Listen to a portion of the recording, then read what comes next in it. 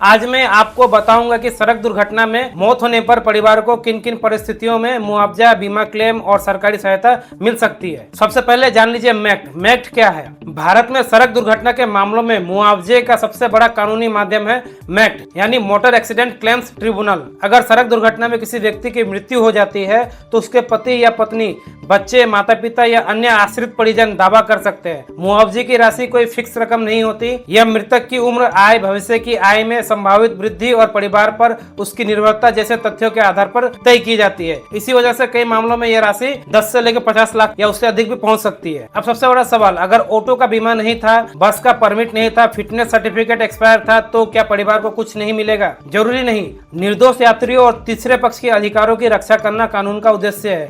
कुछ मामलों में अदालतें पे एंड रिकवर सिद्धांत लागू करते हैं, यानी पहले बीमा कंपनी को पीड़ित परिवार को भुगतान करने का निर्देश दिया जाता है और बाद में वो वाहन मालिक से राशि वसूल सकती है।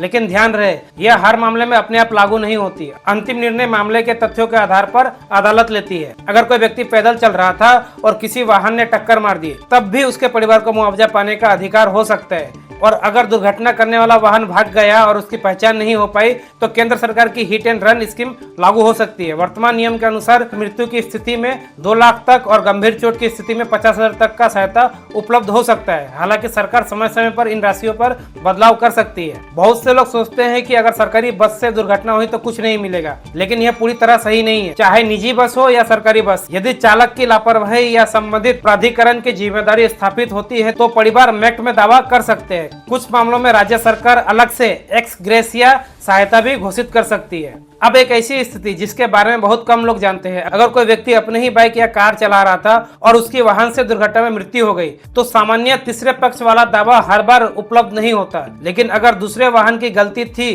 तो उसके खिलाफ दावा किया जा सकता है। और अगर पर्सनल एक्सीडेंट कवर या अन्य वैध बीमा कवर मौजूद हो तो अलग लाभ भी मिल सकते हैं। यानी हर केस में कानूनी विश्लेषण अलग होती है। दुर्घटना के बाद परिवार क्या करे? अगर परिवार न्याय और मुआवजा चाहता है तो यह दस्तावेज संभाल कर जरूर रखे। FIR, पोस्टमार्टम रिपोर्ट, मृत्यु प्रमाण पत्र, पुलिस रिपोर्ट या चार्जशीट, आधार और पहचान पत्र, आय से जुड़े दस्तावेज, अस्पताल के रिकॉर्ड और मेडिकल बिल, वाहन और बीमा की जानकारी। याद रखिए, जितने मजबूत दस्तावेज होंगे दावा उतना ही मजबूत होगा। सबसे महत्वपूर्ण बात, सड़क दुर्घटना के बाद मिलने वाला मुआवजा कोई एहसान नहीं होता। कई मामलों में यह कानून द्वारा दिया गया अधिकार होता है। इसीलिए अगर आपके आसपास किसी परिवार के साथ ऐसी दुखद घटना हुई है तो उन्हें सिर्फ सांत्वना मत दीजिए, उन्हें सही जानकारी भी दीजिए।